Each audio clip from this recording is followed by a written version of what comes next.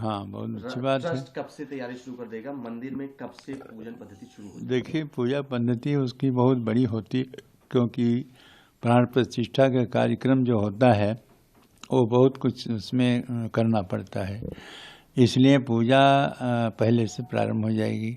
यद्यपि ये खरमास 14 को समाप्त हो जाएगा, इसे 15-16 से वो कार्यक्रम शुरू हो जाएंगे और इसमें उनको भगवान के लिए तमाम पल्ली देवी देवताओं की पूजा होती है, नवग्रह की पूजा होती है, दिशाओं की पूजा होती है। तो इस तरह से पूजा अर्चना पहले करना पड़ता है। फिर उसको उस मूर्ति को नगर भ्रमण कराना है, और नगर भ्रमण नहीं करेंगे तो जैसे सुनाई पड़ता है कि वो परिसर भ्रमण कराएंगे। परिसर भ्रमण जहाँ बन रहा है उस क्षेत्र में घुमाएंगे, इतना ही करेंगे। उसके बाद जो उनकी प्रक्रिया है कि उनको अन्नादिवास, पुष्पादिवास, औषधादिवास, ये है दुग्धादिवास, जलादिवास, ये सब प्रक्रिया होगी। और वो एक दिन करेंगे कि एक दिन में और करेंगे, एक दिन करेंगे तो प्रतिदिन उनको करना पड़ेगा। इसलिए उसके पहले प्राण प्रतिष्ठा के पहले सारी प्रक्रियाएं जो होती हैं हो जाएंगी, और ये सब होने के बाद में तब जिस दिन प्राण प्रतिष्ठा होना है उस दिन सब कार्य पूरे रहेंगे। केवल प्राण प्रतिष्ठा की जो विधि है उसी को संपन्न करेंगे, और उसके बाद में उसी दिन प्रधानमंत्री जी भी आएंगे, और प्रधानमंत्री जी के द्वारा क्या कराएंगे ये जो आचार्य प्राण प्रतिष्ठा कराने वाले हैं वो बताएंगे। पुजारी जी, आंखों पे पट्टी बांधने की क्या मान्यता है कि प्राण प्रतिष्ठा? देखिए, मानने की है कि भगवान की जो दृष्टि है जब प्राण प्रतिष्ठा हो जाती है तो उसके बाद में उसको वही शक्ति आ जाती है जिस देवता की प्राण प्रतिष्ठा जिस मूर्ति में किया जाता है, तो वो शक्ति वो आ जाता है। इसलिए उनकी आँख को बांधा जाता है, और आँख बांधने के बाद जो शक्तियाँ हैं आँख से निकलती हैं, इसलिए उसको वो शक्ति जो उनमें स्थापित किया गया है मंत्रों के द्वारा वो बाहर न निकले तब तक, जब तक वो प्राण प्रतिष्ठा हो करके और वो जो सिंहासन है जहाँ उनको स्थापित करना है वहाँ जब तक स्थापित नहीं हो जाते। जब प्राण प्रतिष्ठा के बाद स्थापित हो जाएंगे तब उसके बाद में उसको भी सामने से नहीं, बगल से जो भी होंगे वो विशिष्ट लोग जिनको वो आचार्य जो हैं निर्देश देंगे वो उनकी पट्टी को खोलेंगे। पट्टी खोलने के बाद शीशा दिखाएंगे। शीशा दिखाने के बाद में सोने के सिक्के से उनको काजल लगाएंगे। ये 3 प्रक्रिया प्राण प्रतिष्ठा और स्थापित होने के बाद होती है।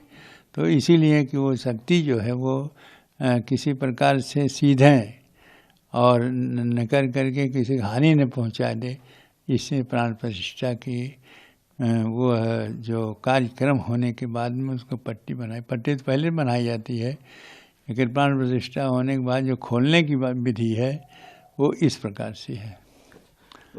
नई रामलला की नई मूर्ति बन रही है, लेकिन एक मूर्ति है जिसके पिछले 3 दशक से पूजा हो रही है, आप खुद कर रहे हैं 3 दशक से, उसका क्या होगा? उसी जगह वो मूर्ति होगी। हो सकता है जैसा हमें सूचना मिली है कि प्राण प्रतिष्ठित मूर्ति के स्थापित होने के पहले ही मूर्ति स्थापित हो जाएगी।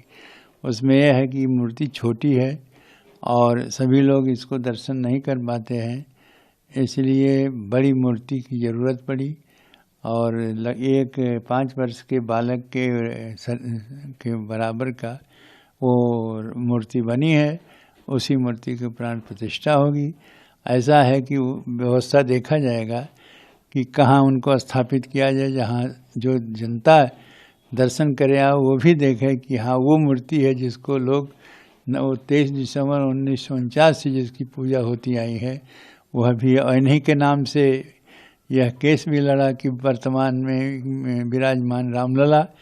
तो इस तरह का जो है प्रमाणित जो मूर्ति है वह महत्वपूर्ण है, उसी के केस जीता गया है, तो वो मूर्ति की रहेगी ही वहाँ, उसको उसी रूप से पूजा अर्चना होगी जिस प्रकार ये जो नई मूर्ति आएगी उसका है।